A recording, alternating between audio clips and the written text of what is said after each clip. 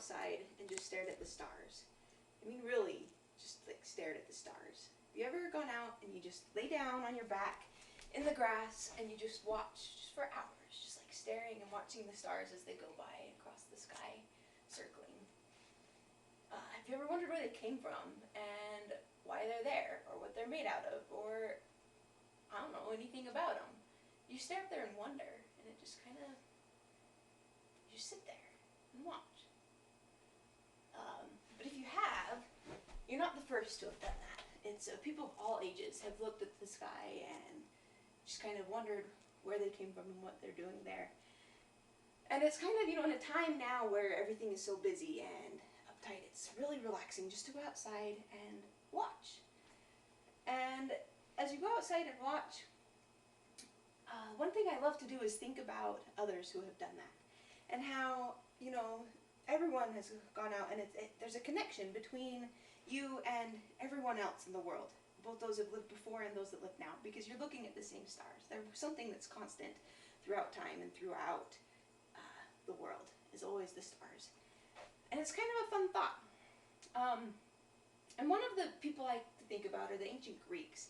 And the ancient Greeks, they made patterns in the sky. They would look up in the sky and they would make patterns, and they would find patterns, and they called them constellations. And these constellations, they believed were put there by the gods, and they believed that the sky actually moved, or that the sky was a big bronze celestial sphere, and the earth was on the inside of it. And they believed that the gods had put stars and constellations and engraved them on this sphere, on the inside of this sphere. And Atlas, the Titan, actually held the sphere up on his shoulder, and he twisted it, and that's what made the stars set and rise throughout the evening.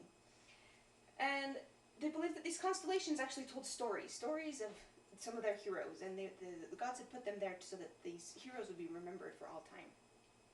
And one of the most famous constellations and heroes that pretty much everyone has heard of is Orion, and I think it's probably the most famous constellation, other than perhaps the Big and Little Dipper. So if you guys come in here, you can actually see Orion. Now Orion was a hunter. He was a really mighty hunter, and you can tell because right here is his famous belt, the 3 stars in the middle, and you know, here's his shoulder and his other shoulder and his head, and he's holding a club, and you can see his big club he's holding up. His sword is hanging down from his belt, and right here is actually a lion's pelt that he uses as a shield. He uses his lion's pelt as a shield. And Orion, he was a mighty hunter, a really nice big hunter. And he actually really loved to go out hunting with Artemis. Now Artemis was goddess of the hunt, and she was a huntress. She was also goddess of virginity and goddess of the wilderness. And Artemis and Orion, they loved going out on hunts together.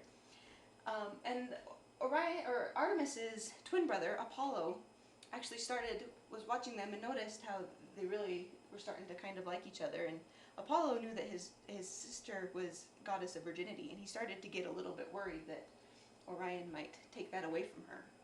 And so Apollo actually got upset and sent a scorpion after to go kill Orion. And Orion had boasted that nothing could kill him. He was the most fantastic hunter, and he could kill any beast there was. But Apollo, he sent just a little scorpion after him. And one day, as Orion was hunting his beasts, the scorpion came up behind him and just stung him just a little bit. And they didn't even, and he was caught by surprise, and that venom actually killed him. And so Apollo, through the scorpion, killed him. And Artemis was devastated. She was so sad. She had really loved Orion. And she begged Zeus that he would put Orion up in the sky, because he was such a good guy in her mind. And after months of pleading, Zeus finally agreed. But under one condition. He said, I'll put Orion in the winter sky up in all his might, you know, with his sword and his club and his lion's pelt, and I'll put him up there, but I'm going to put the scorpion up too. And even still, but he put them in opposite sides of the sky. So Orion you can only see in the winter, and Orion will set or rise in the winter. And if you stay out and if you watch, as the constellations move, Orion still will flee at the sight of the Scorpion.